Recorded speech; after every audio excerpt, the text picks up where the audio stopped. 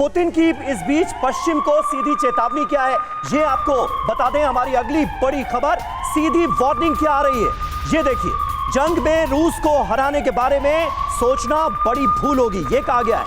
आधुनिक युद्ध में रूस को हराना नामुमकिन है, वो समझ लें।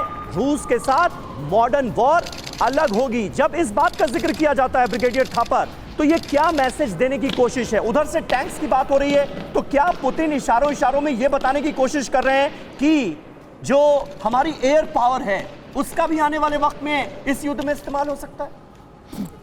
देखिए, लड़ाई एक स्टेलमेट पे रुका हुआ है काफ़ी टाइम से, और प्रॉब्लम पुतिन की ये है कि सारा नेटो कंट्रीज अमेरिका के सपोर्ट में यूक्रेन को हथियार दे रहे हैं, वेरेज रशिया को हथियार कम मिल रहे हैं। इसलिए उसे अपने जो रिजर्व्स हैं उसमें से जो वेपन निकाल रहे हैं। तो अभी जो ये टैंक देने की बात चल रही है, लेपर्ड, एब्राम्स, तो एक तरह से वार्निंग है कि इसको एस्केलेट करेंगे हम।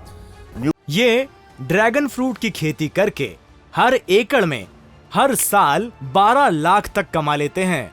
आपको भी करना है तो फ्रीडम ऐप को अभी डाउनलोड कीजिए। न्यूक्लियर, जैसे किसने कहा कि न्यूक्लियर का हिंट भी दे रहा है, वो तो शुरू से देता आ रहा है, लेकिन मुझे नहीं लगता न्यूक्लियर और ये इस तक काफ़ी स्टेजेस हो सकती हैं जिसमें कि missiles, long range missiles target की जाएं, जो यूक्रेन के शहरों को टारगेट किया जाए।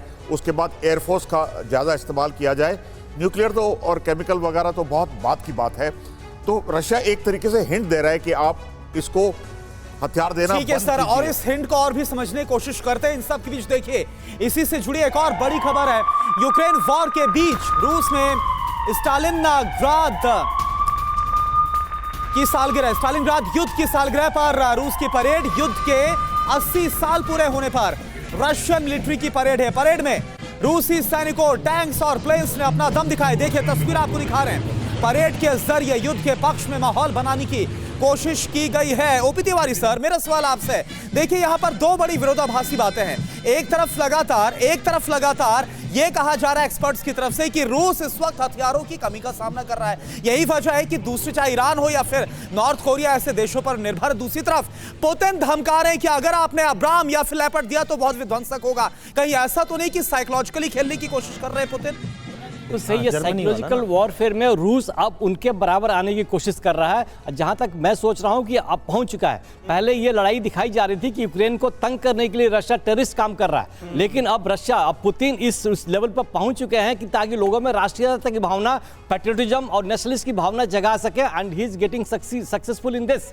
इस तरीके से जगाने की कोशिश कर रहा है। जरूरी हो गया था क्योंकि असंतोष भी वहां पर पनप रहा था, तभी सामने आना है। और जहां तक इक्विपमेंट्स और आर्म्स का सवाल है, कोरोना के प्रश्न पे आ रहा हूं, रशिया के आर्म्स अभी खत्म नहीं होंगे, उसके पास बहुत ज्यादा है। लेकिन उससे पहले, I am sorry to butt in, मैं ये इतिहास जानना चाहती हूँ प्रोफेसर सर कि आखिर ये इतिहास है क्या जिसका जिक्र करते हुए ये चेतावनियां दी जा रही है? नहीं, देखिए, आप सेकेंड वर्ल्ड वॉर को देखते हैं, जो युद्ध हो रहा था मित्र राष्ट्र और ध्रुव राष्ट्रों के बीच में, उसमें सीधा जो लड़ाई था मित्र राष्ट्र का, वो नाजीज के खिलाफ था। और नाजीज में जिस तरीके से डिफीट किया जर्मनी को, 91,000 सोल्जर्स ने उस वक्त सरेंडर किया। और अभी पुतिन इंडिकेट कर रहे हैं कि जो इतिहास रिपीट करता है, अब दोबारा से इतिहास रिपीट करेगा अगर जर्मनी लेपर्ड और दूसरे एडवांस हथियार यूक्रेन को देगा। मैं बात जो कहना चाह रहा हूं, ये ड्रैगन फ्रूट की खेती करके हर एकड़ में हर साल 12 लाख तक कमा लेते हैं। आपको भी करना है तो फ्रीडम ऐप को अभी डाउनलोड कीजिए।